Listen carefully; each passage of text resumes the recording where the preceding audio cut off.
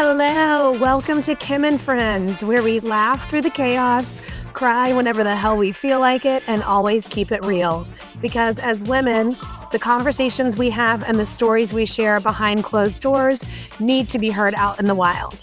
I'm Kim, and I appreciate you taking the time to listen today. I really hope something resonates with you.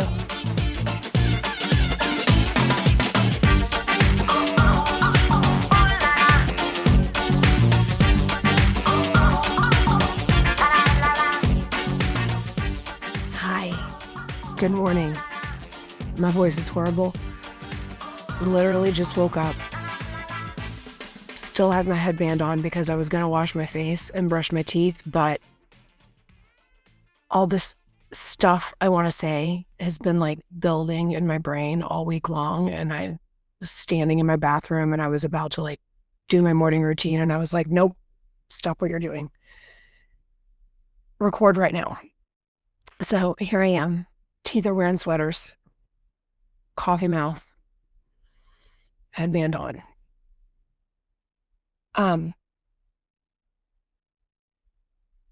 Y'all know I've been working in the fitness industry for coming up on like 20 years. Plenty of people in the industry, decades longer than me. They've seen it more than I have, but like there's a cycle, and there's this endless, secular, sometimes healthy, sometimes toxic, just revisiting that happens over and over and over again. More women are lifting weights than ever before. This is fantastic news. I'm so happy to hear that. But there's a thing that's been really like heavily present in my algorithm as of late that has me feisty, and it feels really unhealthy. And I know that I am feeling some kind of way about it. And I think that I probably present to people as someone who has it somewhat together in the fitness realm. I've had a regular fitness routine for quite some time. And if this thing is upsetting me, I know it has to be upsetting a lot of other women who maybe haven't settled in to the same sort of routine that I have. And I actually have some numbers here that I'm going to share that proves that the vast majority of women do not have that in their lives for a great number of reasons, which I may address here or I may not, because it's 6:20 in the morning and probably somebody's going to come down the stairs soon and need something from me, and I just want to get as much of this out as quickly as I can. So what I am seeing specifically on Instagram, because that's where I spend way too much time, is that group fitness is getting a lot of hate as of late. And when I say group fitness, that could be the classes that are happening in the back room of your big box gym. That could be, oh, what did I say? Somebody was going to come down the stairs. Good morning, Edna. I'm recording, but that's okay. You do your thing. That could be fitness studios, boutique fitness studios, F45, Burn Boot Camp, Orange Theory. But the influencers that make money making content and lifting weights are coming down on group fitness because they say that we are, and it's no secret, I work at one of these boutique group fitness facilities. I've never really named it on here, but it's not a secret. That we're false advertising because we don't provide proper progressive overload over a strategized period of time to allow women to achieve the lean toned aesthetic look that they desire.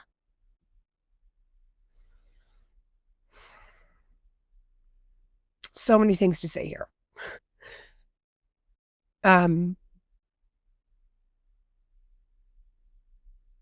Not all women are training for aesthetic. A lot of us are every day of our lives fighting maybe a quiet or not so quiet battle to not base our exercise on how we appear in the world. We've spent, from the moment we saw our first magazine up until now, chasing some sort of look that exterior forces are telling us that we are supposed to have. And me, probably a lot of you, wake up every morning and say, no, this movement is for me.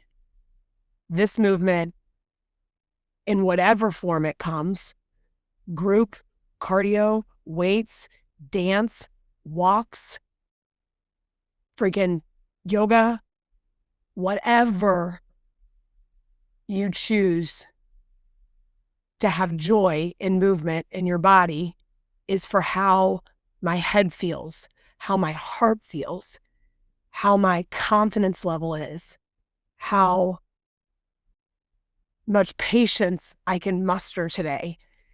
And maybe 17, 18, 19th on the list is, oh, I could grow some muscle too.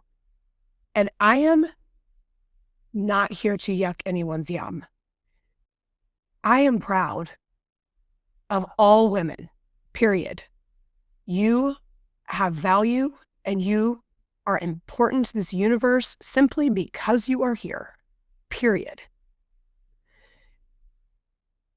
So if you go to a gym or you have a personal trainer and you are hitting your, big 4 lifts and you're adding that 2.5 pound plate and you're getting progressive overload over a strategized 8, 12, 16-week program and then rewriting programs and growing, fan-freaking-tastic.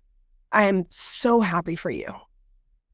But just to put it in perspective, if you are on your Instagram and you are feeling the same way I've sort of allowed it to infiltrate my feelings, and that maybe the way I program isn't enough, or maybe... Anyway, here's some numbers for you. And I'm not a numbers girl, so this is major that I pulled numbers. In the United States, 25% of the population have gym memberships. And women represents damn near half of that. It's growing. Still just a sliver of a percentage higher men than women, but we're 49.8% of people that hold gym memberships. Of that 25%, 45 to 50% are attending twice a week. So that's 12.5% are women that are actually using whatever membership they have 2 times a week. So this is 6.25% of the population. So 1 in 16 women are working out roughly 2 times a week. Let that sink in.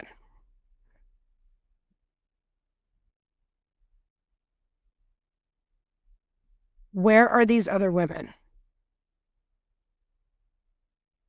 Why aren't they able to do it?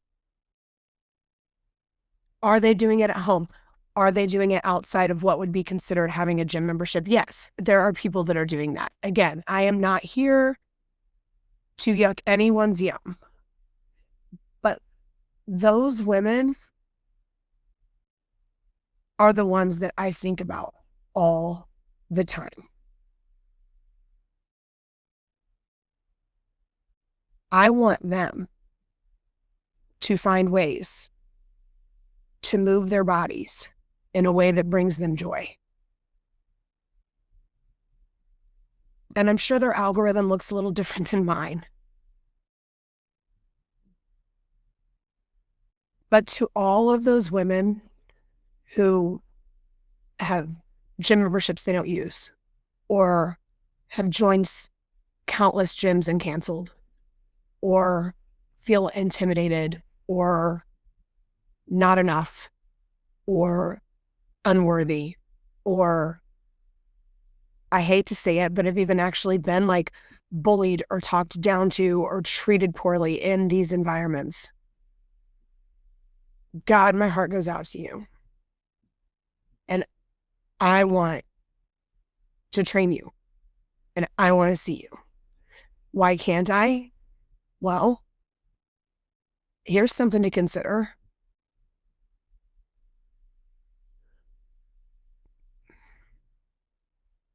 My husband and I are straight up middle class. We're a blue collar family. If I did not work where I work, I would not be able to take classes there. We could make some adjustments in the budget. We could theoretically afford for me to maybe hold like a mid-level membership, allowing me to go like twice a week, like this 1 in 16 women are doing. But technically, I really can't afford to have a membership where I work. So of this 1 in 16 women that are, or I'm sorry, the 12.5% that actually have gym memberships, we need to recognize that there is some sort of financial privilege there that a great majority of people in this country do not have. So we can't afford it. And that doesn't even, I mean, when you get the money situation under control, specifically like these boutique group fitness studios. So like maybe like your Planet Fitness or your Club Fitness or like your base level gym membership, yes, that maybe is more achievable for more of the population. But when we're talking about like F45, Burn, Orange Theory, these are privileged people that can afford to pay for unlimited memberships at these places. Most of the population does not make enough money to go to these places. And then that doesn't even account, like some of these places have childcare, but like where I work doesn't. So then there's all these like societal barriers that keep people from being able to go to group fitness.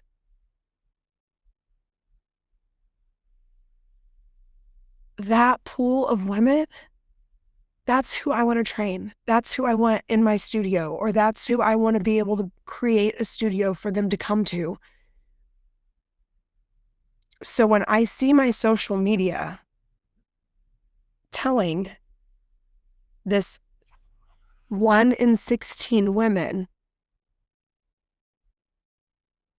that the group fitness class you attend twice a week is a waste of your time and that we're false advertising to you because you're not training properly to get your body to look the way that society tells you your body should look, I get a little shook. Going back to what I was initially saying, like, what's your motivator to move your body?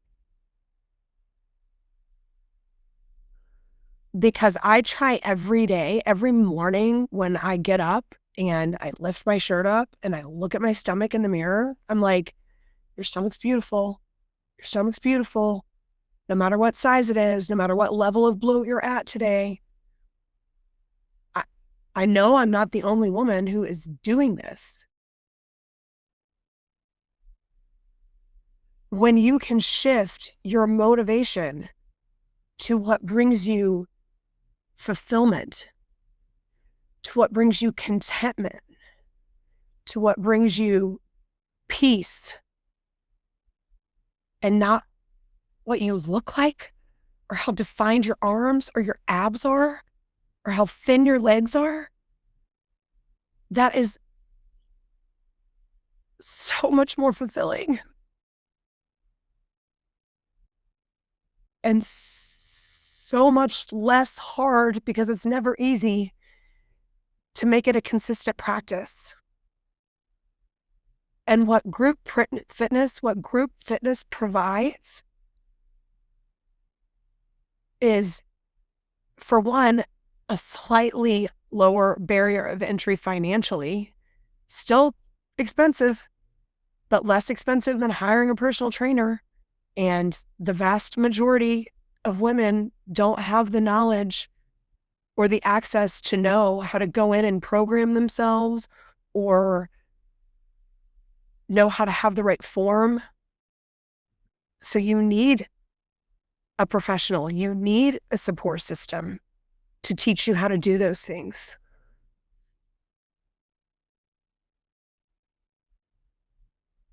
Group fitness is providing a community of like-minded individuals. It's giving you other women, other people that you can work out next to, that they say, oh, I really didn't want to come today, but I know we're always, on weight station 3 and 4 next to each other on Tuesday mornings at 9 a.m. I'm like getting emotional. I know I always see you on Tuesday mornings, station 3 and 4.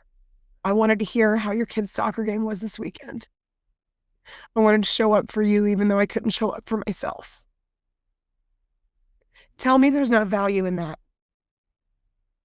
Tell me we're false advertising. I can also tell you, I am witnessing progressive overload happening in a group setting for these, 75% of people, half of that 75% being women who have never stepped foot in a group fitness class, and then they do. We can provide progressive overload for you for many, many years to come. Have I seen people sort of graduate out of group fitness and move on to more strategized programming? Absolutely. With love. I wish you well. Everything is not for everybody or every body. And when you're in your social media and you are seeing these influencers who have something to gain financially by telling you that your group fitness class is lying to you and you need to come buy my program or do what I'm selling, the vast majority of it is online programming. So you would be losing that community aspect. If that community aspect doesn't matter to you, with love, go do their program. This headband's starting to hurt my head.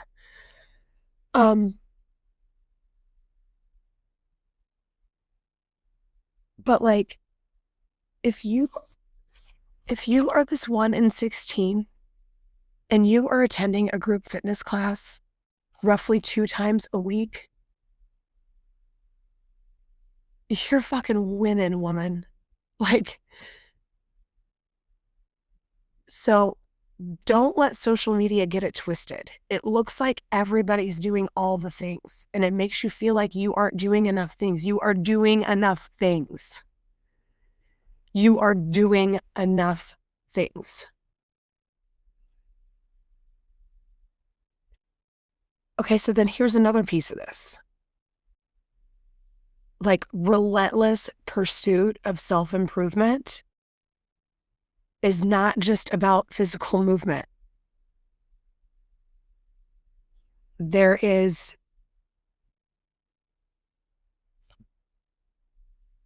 joy in quiet. There is healing in stillness. There is fulfillment and creativity. So I love to like do projects around my house. I haven't done them in a really long time. For some reason, my kids have like hit this window of age. I don't know. I've, taken on more responsibility at work. But whenever I get like hyper focused on a creative project, like I used to cut silhouettes too, like black on white silhouettes and sell those. Whenever I get like hyper fixated on any sort of creative project, like I'm redoing one of my kids' rooms or I'm like changing around artwork in the house, for whatever reason, I don't work out. Like it takes over. And that's like the thing that I'm focusing on. So if I'm taking like 2 weeks out to like fill this creative place in my heart, in my soul, in my body, I'm not exercising. There's only so many hours in the day, and I go to work and then I rush home and I don't work out and I work on painting that room or switching around the artwork or rearranging the furniture. That's self-improvement. Attending to my creative nature is self-improvement.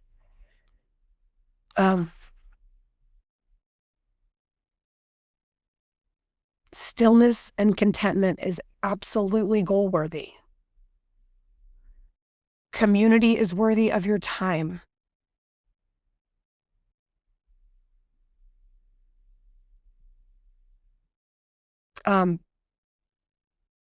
From my personal experience, chasing an aesthetic came up feeling really empty and unrewarding. The head and the heart are a part of the equation. And the way you look won't fix that. So this relentless pursuit of self-improvement from a place of comparison, from a place of not already having like that feeling of I am worthy, is also its own sort of mental unwellness. And balance doesn't exist. If one plate is full, another one is soaking in the sink or underneath your teenager's bed, molding. Like, there is no balance. It's juggling, really, and balls are dropping. I feel like that's a more accurate analogy.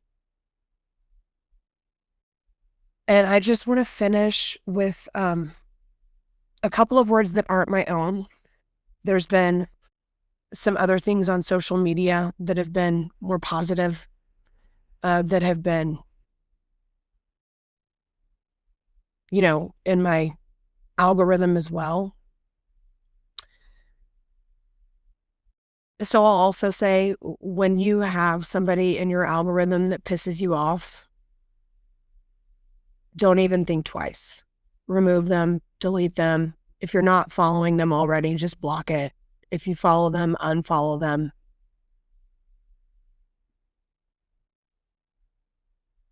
Mindlessly scrolling Instagram should make you feel good, not bad. But I did it last night for an hour. Sat on my front porch for an hour and scrolled Instagram. It was a lot of fun. Okay, so anyway, here's the positivity that I will leave you with. So what sort of started this whole thing swimming around in my head about a week ago came from Mary Oliver's drunk cousin. And she's my friend in my head. I love her. So this is a poem that she popped on here. It says, "Of the few things I know for sure, one is this. I don't want Of the few things I know for sure, one is this: I don't want to mistake a life of relentless self-improvement for a life. And then I came across this morning too, and it's kind of long, so bear with me. Self-improvement is a good thing, but if it comes from a place of inferiority, it will always lead to unhealthy striving. If you're trying to change yourself in order to feel good enough, it will inevitably lead to self-criticism and shame. Why am I still struggling with this? Why can't I change? Maybe I just need to work harder or try harder. The problem isn't you. It's that you're trying to build from a faulty foundation. Healthy self-improvement comes from a place of seeing yourself as equal and seeing yourself as enough. Self-acceptance has to come first. I'm going to read that again. Healthy self-improvement comes from a place of seeing yourself as equal and seeing yourself as enough. Self-acceptance has to come first. It's only when you accept yourself as you are, with all of your weaknesses, that you can then change.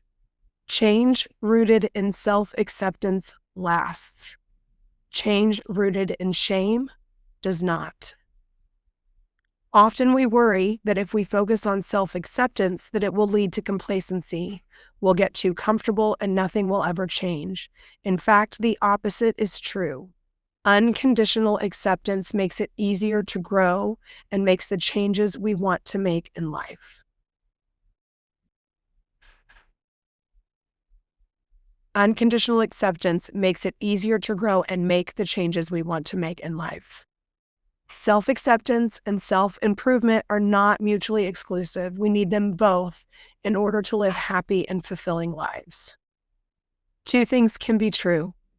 We are a work in progress, and we are enough. And that is what it means to see yourself as equal.